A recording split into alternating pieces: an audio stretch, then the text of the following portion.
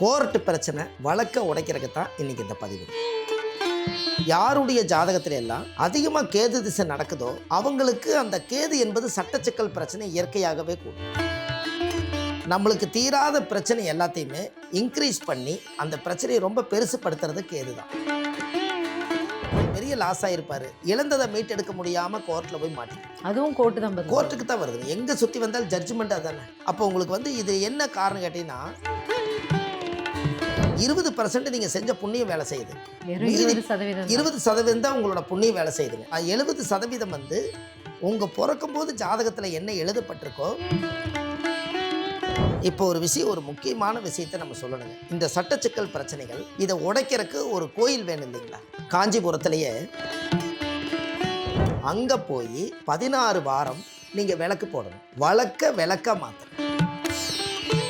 நீங்கள் போகும்போது எதை கையில் கொண்டு போகணும்னா, உங்கள் கோர்ட்டில் எந்த கட்டு மனு கொடுத்து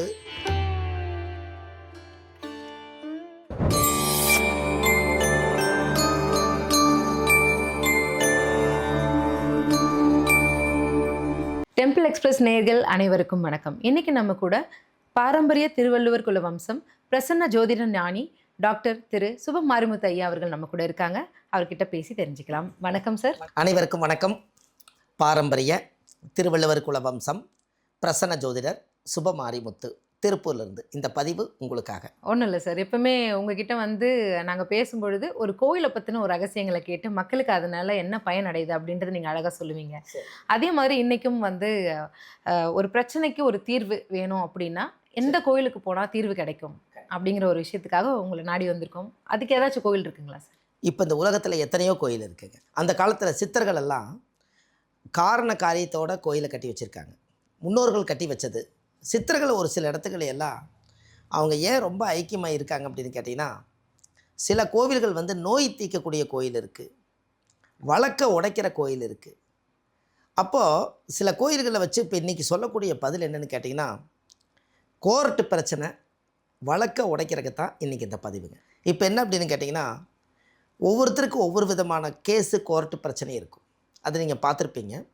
ஒருத்தருக்கு சொத்து பிரச்சனை, இன்னொருத்தருக்கு கல்யாணமாகி டைவர்ஸ் பிரச்சனை, இன்னொருத்தருக்கு அண்ணன் தம்பி 2 பேர்த்துக்குள்ளே வீடு பிரித்து கொடுக்கலைங்கிற பிரச்சனை.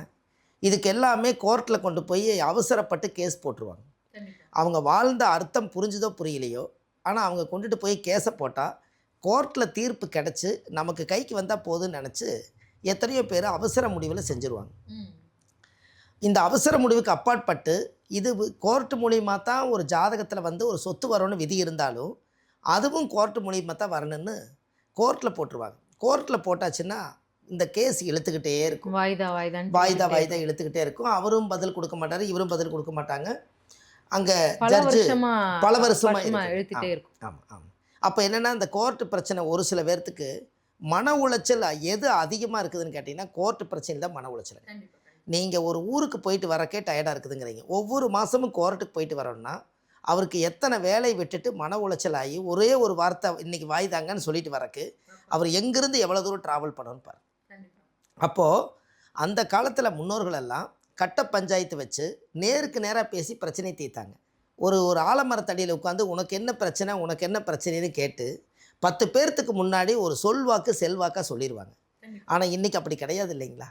மக்கள் அந்த கோர்ட்டு பிரச்சனை ஜாதக ரீதியாக இன்றைக்கி அந்த பிரச்சனையை உடைக்கிறதுக்காகத்தான் ஒரு அற்புதமான விஷயம்.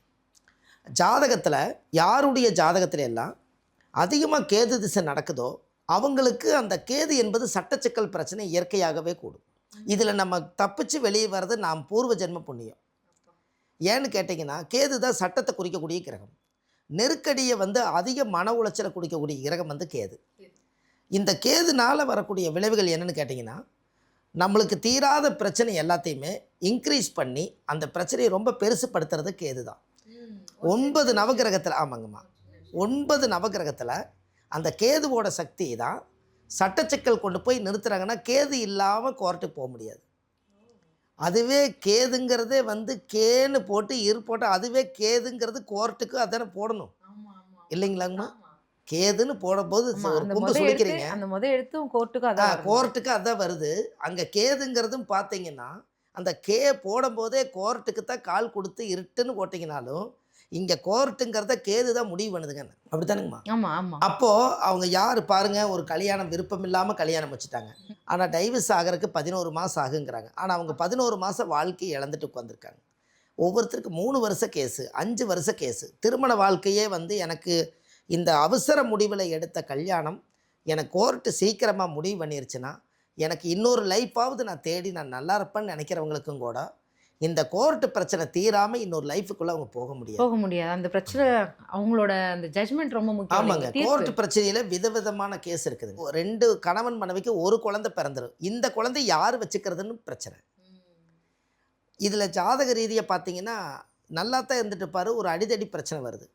அதை இன்க்ரீஸ் பண்ணும்போது பெரிய பிரச்சனையாக கொண்டு போய் விடுது. 2வது ஜாதக ரீதியாக பார்த்தீங்கன்னா தன்னுடைய தாய் தந்தைகள் வந்து 4 பிள்ளை பெற்றிருப்பாங்க. இந்த 4 பிள்ளைக்கு சரிசமமாக பங்கு கொடுக்கணும்னு அவங்க நினச்சாலும் எனக்கு கொஞ்சம் எச்சா வேணும்னு ஒரு புள்ள கேஸ் போட்டுரும். இதனால மொத்த பேருக்கும் மொத்த பேருக்கும் அவங்க ஒருத்தர் கையெழுத்து போட வரலைன்னா அந்த சொத்து பிரிக்க முடியாது பிரிக்க இல்லைங்களா? முடியாது. ஆமாம். ஆடு மாடு எல்லாம் மேய்ஞ்ச பூமி எல்லாம் இன்றைக்கி இருக்கக்கூடிய காலகட்டங்களில் சொத்து கோடிக்கணக்காக போகிறதுனால சாதாரணப்பட்டவங்களும் கூட சொத்தை விற்று கோடீஸ்வரி ஆகிற யோகம் வந்ததுனால இந்த பூமி பிரச்சனையும் கோர்ட்டில் தான் இருக்குது. அங்கேயும் அதான் இருக்கு. ஆமா. கண்டிப்பா. கண்ணு கத்த வரைக்கும் ஒரு காலத்தில் வெள்ளாமை இருந்தது. ஆடு மாடு அது பாட்டுக்கு மேய்ஞ்சிட்டு இருந்தது. ஆனால் அத்தனை பணம்ங்கிறது யாருக்குமே தெரியாமல் ஆதி காலத்தில் வாழ்ந்தாங்க. இன்றைக்கி அந்த பணமாக பார்க்காம இன்றைக்கி சொத்தை பிரித்தா பணமாக வந்துருன்னு இதுக்காகவே அவங்க வந்து பிரச்சனை பண்ணி கொண்டு போய் கோர்ட்டில் கொண்டு போய் எனக்கு இந்த சொத்து கொடுக்க மாட்டேங்கிறாங்கன்னு கேஸ் போட்டுருவாங்க. அப்போ பாருங்கள் எத்தனை பிரச்சனை பாருங்கள். அண்ணன் தம்பி பிரச்சனை, தாய் தந்தைகளுக்குள்ள மனக்கருத்து வேறுபாடு. அதுக்கும் மேல இந்த தொழிலதிபர்களுக்கு பெரிய பிரச்சனை இருக்கு இல்லைங்களா? சீல் வச்சிருவாங்க. மற்றவர்கள் மீது வர பழி தேவையில்லாம டைம் வேஸ்ட். அவங்களுக்கும் இந்த லாக் ஆயிருக்கும். அதில் மெயின் என்னென்னு கேட்டிங்கன்னாங்கம்மா, ஒரு லோன் வாங்கியிருப்பாங்க, அந்த செக்கு பவுன்ஸ் ஆயிரும். லோன் மூலியமாகவே அந்த கேஸ் வந்து ஓடிட்டுருக்கோம். லோனு கேன்சல் ஆகாது, இந்த செக்கும் பவுன்ஸ் ஆனதுக்கு பதில் சொல்ல முடியாது. தொழிலும் இல்லாமல் பண நெருக்கடி வந்து மொத்தமாக எல்லாத்தையுமே லோனில் போய் முழுகி ஜப்தி பண்ணுற அளவு கொண்டு போய் சீல் வச்சு இது கோர்ட்டு வந்து முடிவு செய்யணுன்றுவாங்க. இதெல்லாம் அவங்கவுங்க தொழில் இருக்கிறவங்களுக்கு தான் அந்த வேதனை தெரியுங்க. ஒரு பெரிய மில்லில் 500 பேர் வேலை செஞ்சுருப்பாங்க, ஒரு பல்காக லாஸ் ஆகிருக்கும். அவங்க அக்ரிமெண்ட்டு சைன் பண்ண டயத்துக்கு ஒரு பொருள் வந்து ட்ரான்ஸ்ஃபர் ஆகிருக்காது. அது மூலிமா அவர் ஒரு பெரிய லாஸ் ஆகிருப்பார். இழந்ததை மீட்டெடுக்க முடியாமல் கோர்ட்டில் போய் மாட்டிக்கி அதுவும் கோர்ட்டு தான் பதில். கோர்ட்டுக்கு தான் வருதுங்க. எங்கே சுற்றி வந்தால் ஜட்ஜ்மெண்ட் அதுதானே.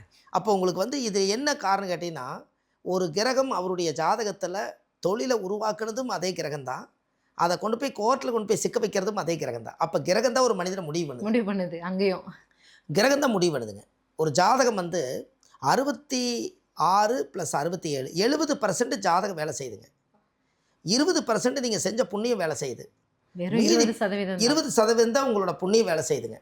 70% வந்து உங்கள் பிறக்கும்போது ஜாதகத்தில் என்ன எழுதப்பட்டிருக்கோ அந்த விதிக்குள்ளே தான் நீங்கள் மாட்டியிருப்பீங்க. அதனால தான் மதியை வச்சு நம்ம மேலே வந்துடலாம்னு நினச்சி தைரியமாக கடன் வாங்குவாங்க. மதி மேலே விதி ஏறி சவாரி பண்ணுமா, மதி மேலே விதி ஏறி சவாரி பண்ணுமா அப்படின்னா பாருங்கள், அப்போ மதி தோத்துரும், விதி ஜெயிச்சிரு. அங்கேயும் வேற வழி பாருங்களேன். அப்போ கட்டம் தான் முடிவு பண்ணு. பாருங்க, கட்டம் தான் முடிவு பண்ணுது. பிறக்கும் போது 9 கிரகங்கள் இருக்குது, 12 ராசி கட்டம் இருக்குது. 9 கிரகத்துக்கு 9 கிரகம் வந்துருச்சு. அப்போ மீதி 3 கட்டம் வந்து கர்மாவை அனுபவிக்கணுங்கிறதுனால 12 கட்டம் அந்த காலத்தில் ஃபிக்ஸ் பண்ணியிருக்காங்க. என்ன பண்ணாலும் கர்மாவை அனுபவிச்சு தான் ஆகணுன்றது விதி. அப்போ அந்த கர்மாவில் என்னன்னு கேட்டிங்கன்னா, நீங்கள் கொஞ்சம் தர்ம தானம் புண்ணியம் எல்லாம் செஞ்சுருந்தா அதில் தப்பிக்கிறதுக்கு ஒரு வழி கிடைக்கும். அந்த தர்மமும் செய்யாமல் நானே வச்சு பொழைச்சிக்கலாம்னு நினச்சா மொத்த சொத்து லாக் ஆயிரும். அதனால தான் அந்த காலத்தில் தர்மங்கள் செய்ய செய்ய கர்மங்கள் குறையும். தீர்வுன்னு எந்த புக்கில் யாரும் எழுதலை. நீங்கள் நிறைய தடவை சொல்லியிருக்கீங்க, தீராது, ஆனால் குறைக்கிறதுக்கான வழியை நான் சொல்கிறேன். ஆமாங்கம்மா. இப்போ நீங்கள் குறைக்கிறதுன்னா என்னன்னு கேட்டிங்கன்னா, நம்ம முன்னோர்கள் 3 தலைமுறையாக நம்மளோட ஜென்ரேஷனில் நம்ம எங்கே மூலாதாரம் பிறந்தமோ ஒரு தாயுடைய கருவறையில் இருந்து தொப்புள் கொடி அறுக்கும்போது இந்த பூமிக்கு நம்ம வெளியில் வரும்போதே இந்த பிரபஞ்சத்தினுடைய மூச்சு காற்றை உள்ளே இழுக்கும் போதே இந்த 9 கோள்களுடைய சக்தியை இவங்க உணரக்கூடிய நேரம் வந்துடுது. ஆனால் இவங்க ஜாதகத்தில் கர்மாங்கிறது எங்கே உருவாகுதுன்னு கேட்டிங்கன்னா, பிறக்கும் போது உருவாகலை. கர்மாங்கிறது கரு உருவாகும் போதே கர்மா உருவாயிரு. அப்போ 9 மாதத்துலேருந்து அது மாதத்துலேருந்து ஆரம்பிச்சிருக்கு இல்லைங்கம்மா, கரு உருவாகும் போதே. அப்படின்னு என்னென்னா, ஒரு தாயும் ஒரு தந்தையும் 2 பேரும் சேர்ந்து ஒரு இந்த எல்லா நாளும் தாம்பத்திய வாழ்க்கையில் சந்தோஷமாக வாழ்கிறாங்க. எல்லா நாளும் கன்சீவ் ஆகுதாங்க, எல்லா நாளும் கன்சீவ் ஆகலை. ஆனால் ஒரு நாள் மட்டும் இவர் பிறக்கிறக்காக இறைவன் வந்து எடுக்கும்போது ஒரே ஒரு நாள் மட்டும் அந்த நாள் எடுத்துகிட்டு போய் இந்த குழந்தையை உருவாக்குறதுக்காக அந்த ஒரு நாள் அவங்க கடவுள் பார்த்து இவரை வந்து ஒரு உருவ வழிபாடை பண்ணி அவருக்கு ஒரு உயிரை கொடுத்து இந்த பூமிக்கு கொண்டு வரலான்னு கடவுள் முடிவு பண்ணால் மட்டும்தான் இந்த ஜாதக குழந்தையே பிறக்குங்க. அப்போ நம்ம கையில் என்ன இருக்குன்னு நீங்கள் சொல்லுங்கள். நம்ம கையில் எதுவுமே இல்லை. எதுவுமே இல்லை. இந்த 10 விரல் ஆண்டவன் வந்து 5 10 விரலாக வச்சுருக்கான். இதை ஏன் 10 விரலாக வச்சாங்க அப்படின்னா, இந்த 10க்கு ஏதாவது ஒரு பலன் இருந்திருக்கும் இல்லைங்களா, கடவுள் வச்சது. எனக்குமா 10 விரலுக்கு ஏதாவது இருக்குது. ஒரு தாயுடைய கருவறையில் ஒரு குழந்தை உருவானா எத்தனை மாதம் கிரமிச்சு பூமி வெளியில் வருங்க? பூமிக்கு வரும் அந்த குழந்தை. கரெக்டாக 10 மாதம். அதனால் 10 விரல் இருக்குதுங்க இல்லைங்களா. சந்திரன் திசை எத்தனை வருஷம்னா 10 வருஷம். அப்போ தாயிங்கிற ஒரு அங்கீகாரம் வந்து அந்த அம்மாவுக்கு எப்போ கிடைக்குதுன்னா, கரு உருவாகும் போதே கருமா உருவாகிடுது. யாரோ ஒரு வீட்டில் போய் ஒரு பொண்ணை கல்யாணம் பண்ணிட்டு வந்து இவங்க வீட்டு வாரிசை அந்த அம்மா சுமக்குது.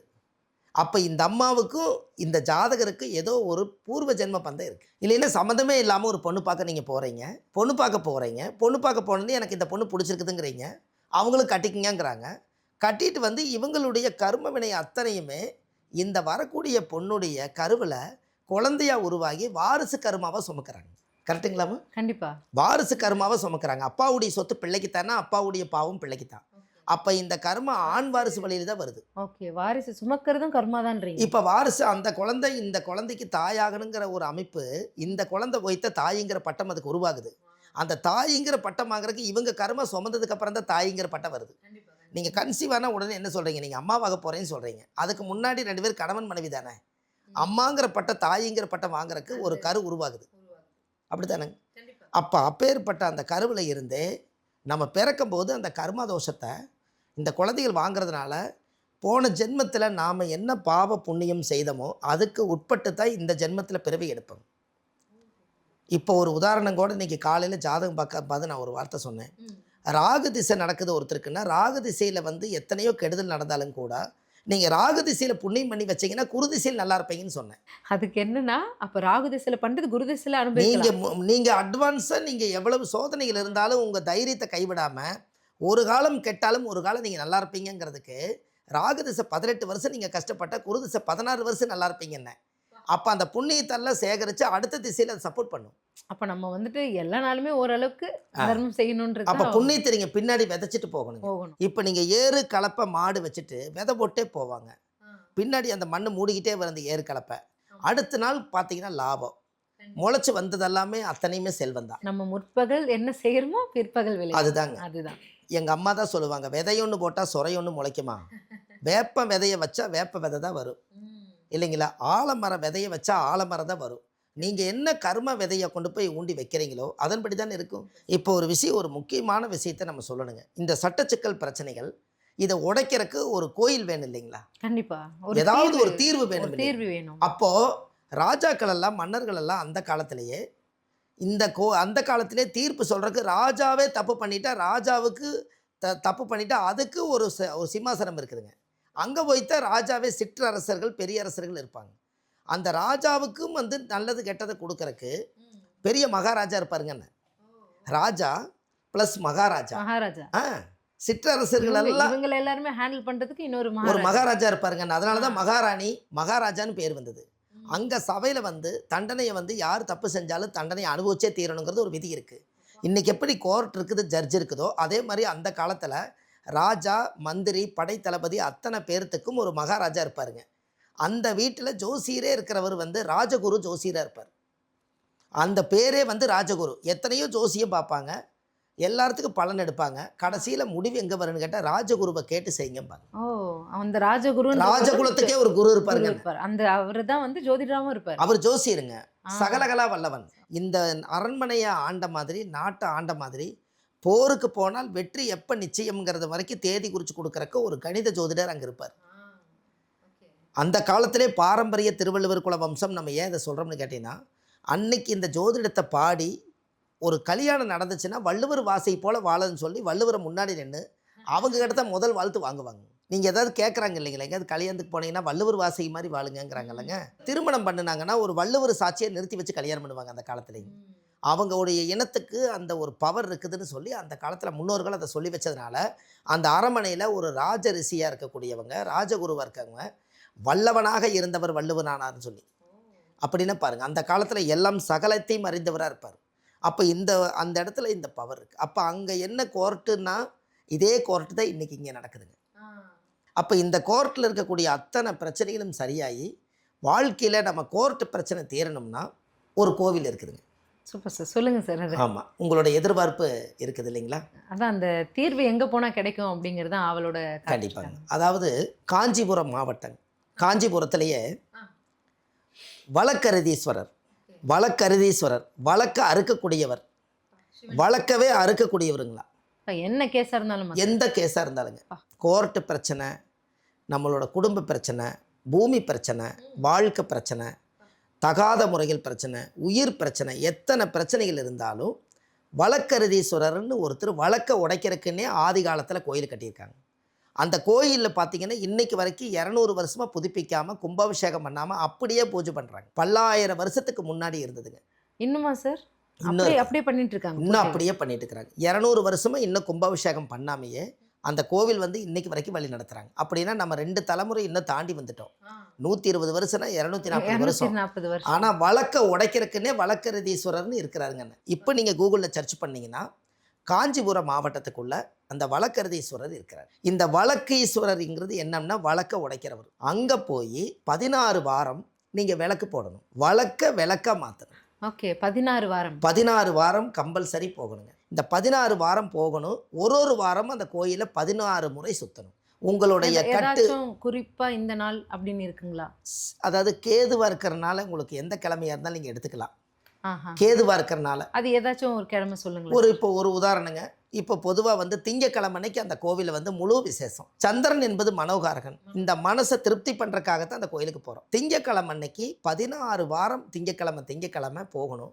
நீங்கள் போகும்போது எதை கையில் கொண்டு போகணும்னா உங்கள் கோர்ட்டில் வந்து எந்த கட்டு மனு கொடுத்து அது எந்த பேப்பர் நீங்கள் கையில் வச்சுக்கிறீங்களோ, எது உங்களுக்கு கோர்ட்டு பிரச்சனை தீராத ஒரு கட்டு கொடுத்துக்கிறாங்களோ அந்த கட்டை எடுத்துகிட்டு போய் சாமி பாதத்தில் வச்சு. ஓகே, நிலுவையில் இருக்கிறத வந்து நம்ம டாக்குமெண்ட்டாக கொடுப்பாங்க, அதை எடுத்துகிட்டு போகணும். எந்த கேஸ் இப்போ பூமி பிரச்சனைனா பூமி ஃபைல் ஆகாமல் கேஸ் போட்டிருப்பாங்க. அந்த கேஸ் ஜெயிக்கிறதுக்காக நீங்கள் எல்லாமே வக்கீலை வச்சு எழுதியிருப்பீங்க. அந்த பத்திரம் இருக்குங்க. அது ஒன்று வந்து ஒரிஜினல் வந்து கோர்ட்டில் இருக்கும், ஒன்று ஜெராக்ஸ் நம்மக்கிட்ட இருக்கும். அதை எடுத்து மஞ்சளை தொடச்சி இன்றைக்கி வழக்கரீஸ்வரர் கோயிலில் போய் சாமி பாதத்தில் வச்சு அதையே 16 முறை அந்த கோவிலை நீங்கள் சுற்றணும். இன்றைக்கி சுற்றுறாங்க, லட்சக்கணக்கான மக்கள் அங்கே வர்றாங்க. இது யாருக்குமே இந்த ரகசியம் தெரியாது. ஏன்னா ஒரு சில பேர்த்துகளுக்கு இது வந்து கண்ணில் பார்க்கும்போது புண்ணியம். வழக்கை உடைக்கிறதுக்கு எங்கே போனால் தேருமுன்னு நினச்சிட்டு இருக்கிற காலத்தில் அதுக்கு ஒரு ஈஸ்வரர் அங்கே இருக்கார் பாருங்க. எந்த கேஸ் இருந்தாலும் உடைக்குதுங்க. அதை உடைச்சது மட்டும் இல்லை, அந்த கோவிலில் வழக்கரீஸ்வரர் கோயில் போய் விளக்கு போட்டு 16 வாரம் அந்த கோயிலுக்கு தொடர்ந்து போய் இந்த வழக்கை கொண்டு போய் வச்சா நம்மளுக்கு அந்த விளக்கு ஏற்றினதுக்கப்புறம் அந்த கேஸு உடஞ்சிருது. அந்த கேஸு உடஞ்சி கோர்ட்டு நம்ம பக்கம் தீர்ப்பாயிருது. இந்த தீர்ப்பானதுக்கப்புறம் அந்த கேஸு சம்மந்தப்பட்டவர் போய் அந்த கோவிலில் போய் அபிஷேக பூஜை பண்ணிட்டு வர்றாங்க. அந்த சாமிக்கு வந்து குளிர்ச்சி பண்ணுறாங்க. அந்த கோர்ட்டு பிரச்சனை எனக்கு முடிச்சு கொடுத்ததுக்கு ரொம்ப நன்றி ஈஸ்வரா, எனக்கு வந்து அந்த கோர்ட்டு பிரச்சனையை உண்மையாலுமே நீங்கள் முடிச்சு கொடுத்துட்டீங்க, அதுக்கு ஒரு நன்றி சொல்கிறேன்னு சொல்லிட்டு அந்த சாமிக்கு 16 அபிஷேகம் பண்ணுறாங்க. அந்த 16 அபிஷேகத்துக்கு உண்டான பொருளை வாங்கி அவங்களையும் உட்கார வச்சு அந்த பூஜை பண்ணி இன்னையோடு உங்களுக்கு வந்து அந்த கோர்ட்டு பிரச்சனை முடிஞ்சதுன்னு முதல் வழக்கரீஸ்வரருக்கு நன்றி சொல்லிட்டு வர்றாங்க. ஆயிரக்கணக்கான மக்கள் வர்றாங்க. அப்பாடி, இப்போ என்னன்னா நியாயம் நம்ம பக்கம் இருக்கு அப்படிங்கறது வந்துட்டு நம்பினோர்கள் வந்து அந்த கோயிலுக்கு போய் அவங்களோட கேஸை வந்துட்டு அந்த ஈஸ்வரன் கிட்ட வாதாடினாலே போதும் அப்படின்றது தான் இப்போ நீங்கள் சொன்னீங்க. ஆமாங்க. இதில் என்ன ஒரு சந்தோஷம்னு கேட்டிங்கன்னா, அந்த காலத்தில் வழக்கை சரி பண்ணுறதுக்கு தமிழ்நாட்டில் எங்கேயுமே கோயில் இல்லை. காஞ்சிபுரத்தில் காஞ்சி பெரியவாவுடைய இடத்துல அந்த கோவில் இருக்குதுங்க. அந்த கோவில் காஞ்சி பெரியவா வாழ்ந்த இடம். அப்போ காஞ்சி பெரியவா வந்து அங்கே காஞ்சி மடத்தில் தானே இருந்தாங்க. அந்த காஞ்சிபுரத்தில் வழக்கரீஸ்வரர் போய் காஞ்சி பெரியவாவே கும்பிட்ட இடம் அப்படின்னா பாருங்கள். அப்போ எந்த இடத்துல ஜனங்களுக்கு எந்த தோஷங்கள் வரக்கூடாதுன்னு சொல்லி அவங்களே போய் ஆதி காலத்தில் முன்னோர்கள் விளக்கு போட்டிருக்காங்களா. 200 வருஷத்துக்கு முன்னாடி மகா பெரியவரே அந்த கோயிலுக்கு போயிருக்காரு. அப்படின்னா அந்த கோவில் எவ்வளவு பெரிய சக்தி வாய்ந்த இடமா இருக்கும். அப்போ கேதுங்கிறது சட்டச்சிக்கல் பிரச்சனை. இதை நிவர்த்தி பண்ணியாச்சுன்னா வாழ்க்கையில நல்லா இருக்கலாங்கிறத பல பேரோட பிரச்சனை. சரி, பல பேரோட வாழ்க்கையில ஒரு ஒளி விளக்கா இந்த வீடியோ இருக்கும். இதை நீங்க கூகுள்ல சர்ச் பண்ணும்போது வழக்கரீதீஸ்வரர்னு போட்டா காஞ்சிபுரம் மாவட்டத்திலேயே கோவில் வந்து காஞ்சிபுரத்திலேயே இருக்குதுங்க. அந்த காஞ்சிபுரத்துக்குள்ளேயே அந்த கோவில் வந்து போட்டவுடனே கோயில் லொக்கேஷன் வந்துடும். திங்கக்கிழமை அன்னைக்கு நீங்கள் கோர்ட்டில் இருக்கக்கூடிய அந்த பேப்பரை எடுத்துகிட்டு மனு ஜெராக்ஸ் எடுத்துகிட்டு போய் அங்கே வச்சு 16 விளக்கு போட்டு சாமிக்கு தேங்காய் பழம் பூ மாலை கல்கண்டு வாங்கி அர்ச்சனை பண்ணி சாமி கும்பிட்டு வந்தால் 16 வாரங்கிறது நீங்கள் ஒரு 7 நாளாக கணக்கு வச்சுக்கோங்க. ஒரு வாரத்துக்கு 7 நாள். அப்போ 10 வாரத்துக்கு 70 நாள். மீதி 6 வாரத்துக்கு 6 7 42 102 நாள். மொத்தம் 108 நாளுக்குள்ள வழக்கு பிரச்சனை முடியுதுங்க. முடியுதுப்பா. 108 நாள்ல உங்களுக்கு என்ன வழக்கு பிரச்சனை இருந்தாலும் முடியுது. அதுதான் ஒரு நட்சத்திரத்துக்கு 4 பாதம். ஆமா. 27 நட்சத்திரம் இன்ட்டு பெருக்கல் 4 108. 108க்குள்ள எல்லாமே முடிஞ்சதுங்க. அந்த 108ஐ கூட்டினீங்கன்னா 8 1 9 கிரகங்கள் அதுக்குள்ளேயே வாழுது. கோர்ட்டுக்கு போறதுக்கு முன்னால அங்க போயிட்டு வந்துட்டாலே பாதி பிரச்சனை சால்வ் ஆயிடும். ஆமாங்கம்மா. அந்த மண்ணை கால் எடுத்து வச்சாலே வச்சாலே. நம்மளுக்கு பிரச்சனை தீரவங்க தான் அந்த கோயிலுக்கு போவாங்க. என்னங்கம்மா, கோர்ட்டு பிரச்சனை வழக்கை உடைச்சு நமக்கு தீர்ப்பு கிடைக்கிறவங்க தான் அந்த கோயிலே கண்ணுக்கு தெரியும். எல்லாரும் இப்போ உலகம் பூரா அங்கே போக முடியாது. யாருக்கு அது புண்ணியம் கிடைச்சிருக்கோ அவங்க போவாங்க. யாருக்கு பிரச்சனை இருக்கோ அவங்களுக்கு உண்டான அந்த இடம் தான். ஆமாங்க. அதனால வழக்கு வந்து வழக்கருதீஸ்வரருங்கிறது வழக்கு அறுக்கக்கூடியவர். அதை வழக்கு அறுதீஸ்வரர். அதனால அறுக்கிறார், வழக்கவே அறுத்து விடுறாராம். கோர்ட்லேயே வந்து ஈஸ்வரர் வந்து சாட்சி சொன்னதுனால வழக்கரீஸ்வரர்னு பேருங்க. அப்பேற்பட்ட கோயிலுங்க. அதாவது வந்து 4000 வருஷம் 5000 வருஷத்துக்கு முன்னாடி பழமை வாய்ந்த கோயிலுங்க. அந்த கோவில் வந்து வாழ்க்கையில் எல்லா மக்களுக்கும் இன்றைக்கி வந்து ஒரு சமர்ப்பணம். கண்டிப்பாக சார். ஏன்னா அந்த இடத்துல நீங்கள் சொன்ன மாதிரி 5000 வருஷம் பழமையான கோவில். மகா பெரியவர் 200 வருஷத்துக்கு முன்னால் அங்கே போய் வழிபட்டிருக்கிறாரு. அவ்வளோ சக்தி வாய்ந்த ஒரு கோவிலை எல்லாருக்குமே சொல்லி அந்த காலத்தில் ஆதீனமெல்லாம் ஒரு கோயிலுக்கு நல்ல முக்கியமான கோயிலுக்கு ஆதீனம் போவாங்க. இவங்க மகா பெரியவாவெல்லாம் ஆதீனத்துக்கு அதுக்கு அப்பாற்பட்டவங்க. அவங்களாம் கடவுளவே கண்ணில் பார்த்தவங்க. அவங்கெல்லாம் போய் ஒரு கோயிலில் தீபம் வச்சுட்டு வந்த கோயிலெல்லாம் பெரிய பவராக இருக்கும் இல்லைங்களா? அங்கே வந்து நம்ம கால் பட்டாலே போதும்னு நினைக்கிறேன். அதில் அங்கே காஞ்சி பெரியவா தானே அங்கே ஒரு மிகப்பெரிய சக்தி வாய்ந்த மகான். அதனால அவங்கெல்லாம் வந்து ஆராய்ச்சி பண்ணாமல் ஞான திருஷ்டியில் தெரியாமல் இருக்காது அந்த கோயில். அப்போ அந்த கோயில் இன்னைக்கு வளர்ந்து வந்து உலக மக்கள் அத்தனை பேர்த்துக்கும் கோர்ட்டு பிரச்சனை தீர்க்கறதுக்கு காஞ்சி பெரியவாவுடைய இடத்துல தான் அந்த கோவிலும் இருக்குதுங்க. அந்த காஞ்சிபுரத்திலேயே வழக்கீஸ்வரர் இருக்கிறார். இவங்கெல்லாம் அந்த கோயிலுக்கு போயிருக்கறனால நீங்கள் கூகுளில் சர்ச் பண்ணால் அந்த கோயில் கிடச்சிடும். கண்டிப்பாக சார். நிறைய பேரோட வாழ்க்கையில் வந்துட்டு இந்த மாதிரி வழக்கு சார்ந்த பிரச்சனைகளுக்கு வந்து ஒரு மிகப்பெரிய தீர்வை கொடுத்துருக்கீங்க அப்படின்னு நினைக்கலாம். கண்டிப்பாக அவங்க எல்லாருமே அந்த கோயிலுக்கு போயிட்டு பயன்பெறுவாங்கன்னு நினைக்கிறேன். ரொம்ப ரொம்ப நன்றி. வணக்கங்க.